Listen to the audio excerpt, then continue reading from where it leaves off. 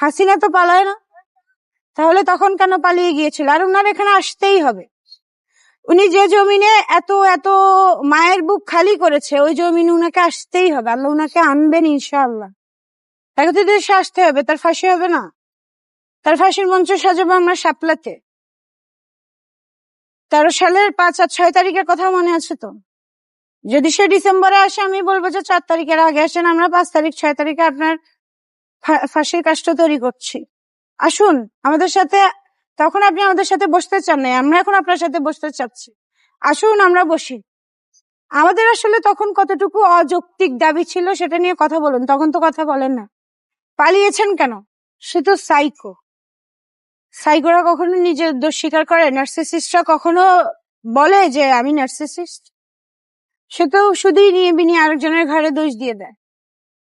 এটা তার কাজ, এটা সে 17 বছর ধরে করেছে। করে দফায় দফায় সে পিলখানায় হত্যাকাণ্ড চালিয়েছে। সে এই যে ছাত্রদের আন্দোলন হলো না 18 সালে, তারপর নিরাপদ সড়কের আন্দোলন, তারপর আপনার 13 সালে আমাদের কি বলে দাড়ি টুপিওয়ালাদেরকে যে মারলো, শাপলার, এই সকল হত্যাকাণ্ড তো সে, আপনার কি মনে হয় একদিনে করেছে? সে ক্ষমতায় আসার আগে এগুলো প্ল্যান ছিল যে সে গিয়ে এখানে এখানে এইভাবে খুন করবে। এখনো সে বসে বসে সেই প্ল্যানই করছে। দেশে তো সে আসবে। আপনার কি আমার টোন শুনে মনে হচ্ছে আমি ভয় পাচ্ছি? অবশ্যই না, আমি আরো উৎফুল্লিত।